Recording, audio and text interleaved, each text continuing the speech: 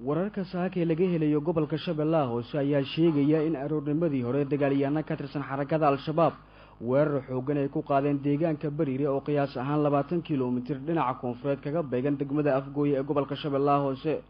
weerarka ayaa ku bilaabmay laba gaari oo laga soo buuxiyay waxyaabaha qarxa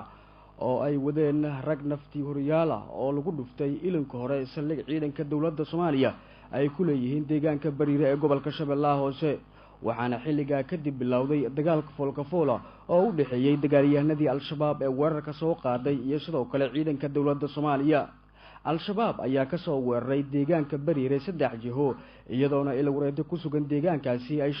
inay ka soo galeen wadada ka timaada degmada Awdigle wadada Raqayga oo ka timaada koonfur galbeed oo kaga beegan magaalada waa deegaanka Bariire ee gobolka Shabeellaha Hoose iyo sidoo kale wada kale oo ka timaada deegaanka Tuuroturo ee gobolka Shabeellaha Hoose. General Maxamuud Xaaji Cali Sheegow oo ah sargaalka hogaaminaya ciidanka dawladda Soomaaliya ee lagu weeraray deegaanka Bariire ee gobolka Shabeellaha Hoose ayaa sheegay in ciidanka dawladda Soomaaliya ay qarxiyeen mid kamid ah gawaaradii isku qarxisay saldhigga ciidanka dawladda ay ku leeyihiin deegaanka Bariire ee gobolka Shabeellaha Hoose isla markaana iska caabiyeen weerarkii Alshabaab saaka ay ku soo qaadeen. faati waxa jiraan 12 barkii ay cadawga nagu soo weeraray Bariire labada dhinac bay nagu yimideen. ciidamada xoogga dalka Soomaaliyeed guusha Allah siiyo meedkoodii baan halka meesha bilqan oo had jirta ay fuladii ku soo galeen waxay culays bay kala kulmeen hadan ciidamada halka jooga. Bariire waxay naga soo weerareen 3 dhinac bay naga soo weerareen dhinaca Awdigle xadiis way noogu yimideen sabiidi caanoole way ka soo galeen Bariire way ka soo galeen 3 aag bay noogu soo galeen magaalada gacanta ku haynaa Awdigle Awdigle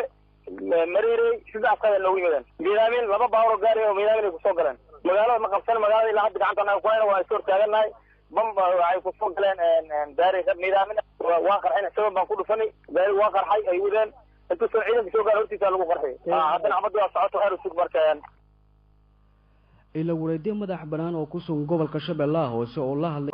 ayaa Shabeelle u sheegay in dagaalyahanada Alshabaab ay u soo dagashay in gacanta ay ku dhigaan deegaanka Bariire ee gobolka Shabeellaha Hoose isla markaana dagaalyahanada Alshabaab sidoo kale ay qabsadeen gaadiid dagaal oo ay leeyihiin ciidanka dawladda Soomaaliya isla markaana cagta ay mariyeen saldhigga ciidanka dawladda Soomaaliya ay ku lahaayeen deegaanka Bariire ee gobolka Shabeellaha Hoose. ilaa iyo 8 gaari oo ay ku jiraan booyado ay leeyihiin ciidanka dawladda Soomaaliya ayaa Alshabaab ay ka kaxaysteen saldhigga ay ku leeyihiin ciidanka dawladda Soomaaliya deegaanka Bariire ee gobolka Shabeellaha Hoose waxaana jira qasaarooyin iskugu jira dhimasho dhaawac oo soo gaaray ciidanka dawladda Soomaaliya. qasaarooyinka hordhaca oo ayaa sheegaya in 8 askari oo mid kamid ah uu yahay sargaal ka tirsan ciidanka dawladda Soomaaliya weerarkaasi lagu dilay iyadoo dagaalyahanada Alshabaab sidoo kale dab ay qabasiyeen saldhigga ciidanka dawladda ay ku lahaayeen deegaanka Bariire ee gobolka Shabeellaha Hoose. wararkii ugu dambeeyay ayaa sheegaya in ciidamo ka baxay deegaanka Laanta Buure ee gobolka Shabeellaha Hoose isla markaana gurmud u ahaa deegaanka Bariire ee gobolka Shabeellaha Hoose nawaaxiga deegaankaasi Laanta Buure qarax xoogan lagu eegtay iyadoo aan la ogeyn qasaarooyinka gaaray. sidoo kale madaafiic xoogan ayaa lagu garaacay nawaaxiga deegaanka Bariire ee gobolka Shabeellaha Hoose iyadoona ciidamada AMISOM ee qaybta ka kuwa midowga Afrika ee AMISOM ay ku sugan deegaanka Laanta Buure ee gobolka Shabeellaha Hoose ciidanka dawladda Soomaaliya ay ku caabinayeen madaafiic xoogan iyadoona la sheegayo in dad shacab madaafiicdaasi waxyeelay ay ka soo gaartay. hadda baabuurtada dhan waa wada riimaysa waana waxaan la dhawayaa inay dagaal u socdaan oo kala degdego agdigi aniga wax yar ay jiraan laakiin baabuurta riinkooda bisaan maqlaani waxay kale ku dhacay meel dhahay buulo macalino iskuul adiga xoog la amal.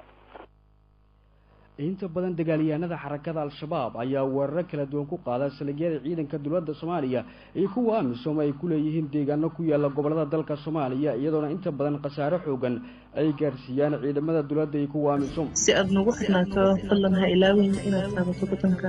subscribe